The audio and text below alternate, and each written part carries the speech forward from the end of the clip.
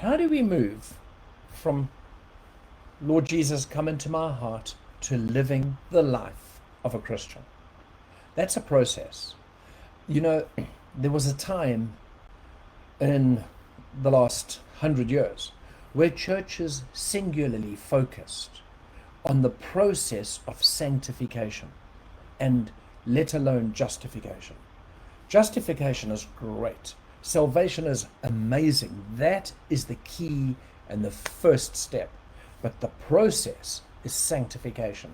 Well, bless you. Good morning. Good morning, Ronell. Good morning to the others. Bless you. Thank you for joining and sharing, jumping on with me, sharing the link with me, please. That is really appreciated. But guys, I want to share with you how to move from salvation to perfection. Absolutely. You say, can I ever be perfect? Well, that's a question I'd like to ask myself every day. Oh Lord God, I just seem to mess up, and I just come back and I say, Lord God, I need help. I need you to help me, Father. What do I do to come into this place of perfection with you? See, salvation gives you the guarantee of going to heaven. Did you hear what I've just said to you? Salvation gives you the guarantee of going to heaven. But there's something else. The word of the Lord says you have to work out. Philippians 2 verse 12. Work out your salvation. That's sanctification. Work it out every day. Every day. You've got to come back to the cross and fall on your face before the Father and say, Lord, check my attitude there. Check what I did here. Check how I responded there. And deal with those things. And daily, we can't just give our life to Jesus and think it's all done, it's under the blood, it's so cool, and then just continue living. Not in the least. The process of salvation, my brothers and sisters, step one is give your life to Jesus. Accept Jesus as your personal Savior. Turn away from the past and come into a full salvation, not a part salvation. Many preachers today are preaching not even half a doctrine. They're preaching a sliver, a slice. They're preaching the knocking at the door salvation. Jesus is standing knocking at the door. And the knocking at the door is when you open up your heart and you say, Father God, forgive me, I am a sinner. Come into my life. I accept you as my Savior. Amen. You go get water baptized. You get filled with the Holy Spirit. Great stuff. But tomorrow is going to slap you in the face. Tomorrow is going to come around and it's going to sting and it's going to be like, man, I need to deal with this all over again. That's called sanctification. And this is what I want to share with you.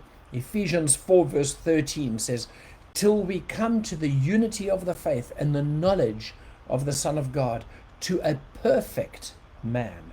Now that's not you going to meet Jesus, who is a perfect man. That's you becoming the perfect man, becoming the perfect Christ-like, to the measure and the stature of the fullness of Christ. You see, God wants you to come from this level up to his level, where you can truly, you can walk, you can wake up in the morning, and literally it'll be like Christ waking up in the morning. You'll go through your day, it'll be like God walking there with you through the day. When sin comes near you, it'll repel and push back, because God on you pushes back darkness. My brothers and sisters, if we get this understanding, coming to the perfection of the righteous man, the full man in Christ Jesus, if you can get it for yourself right now, I say this to you, that blessings are yours. Poverty cannot come near your door. Sickness cannot come near your door. Why not? Because the fullness, the perfectness of Christ lives within you. Yes, some commitments for personal growth towards perfection for you. And I've got a few of them. Okay, I've got 11 of them. I want to give them to you quickly. Number one, seek the face of God. Desire to know him. Matthew 6:33. Seek first the kingdom of God and all these things. That's number one. Seek the glory of God, the kavod of God. Not just the blessing, but the glory.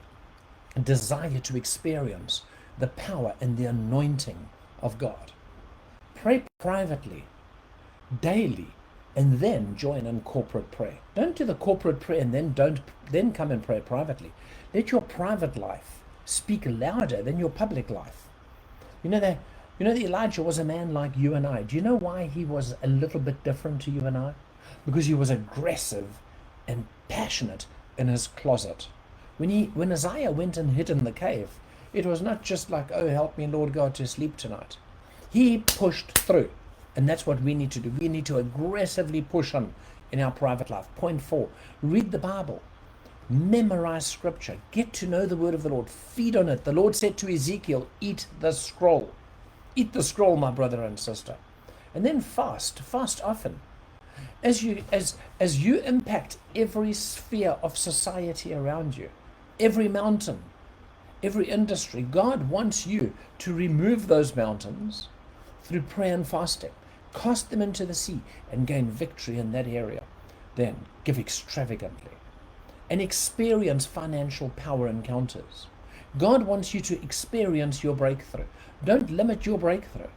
Don't limit your breakthrough by limiting your sowing of seed. Increase your sowing of seed and you will see a power encounter come upon you. Then live holy in loving God that overflows to loving people. Don't try and love people if you're not loving God. Love upon God. Get the thing that moves the heart of God. Jesus looked at Jerusalem and he wept with compassion. Get the heart of God and you will find you will have a deep, deep love for people. Then lead diligently in outreaches. Rise up. Get into prayer meetings. Get into Bible studies. Start them yourself and say, I'm going to take initiative here. I'm not just going to be a follower. I'm going to be a leader. I'm going to get up and go through this process of salvation to where you're leading others into salvation. And then witness boldly in word and action. Ask God to remove and to expose to you any of the hindrances in your life that separate you from God. Well, I bless you. I've taken this out of the book that I'm writing on the doctrine of God. And I really, really want to bless you. This particular chapter is the chapter of soteriology, salvation, and the process of justification and sanctification. Now, I just want to encourage you right now. Hey, guys, please jump onto Amazon. Get that book. Get that book. It's a simple journal. There's the prophetic manual. You can get it. Okay? It covers all aspects in workbook 1. There's 3 of them, workbook 1, 2, and 3. They cover all aspects of the prophetic. And then you can get that, a 9-minute journal. How to wait on the Lord for 9 minutes. And it's a great Christmas gift. I love you. I bless you. Thank you for joining. Thank you for sharing. Let me pray with you. Father, we come to you, Lord God, in the mighty name of Jesus. We thank you for the salvation that's been given to us through Christ Jesus. But we thank you, Lord, for grace and mercy that we will overcome. And we will go through the sanctification process. I pray, Lord God, for blessing upon us this day in Jesus' name. Amen. I just want to thank Isaiah 58 Ministries, the church where we go to in Vinita, Oklahoma, for letting me share on a daily basis. And I bless you and I thank you for jumping on Instagram, Facebook Live, jump it on YouTube, have a look. There we are on YouTube as well. And press the share button, press the like button, and subscribe to us. God bless.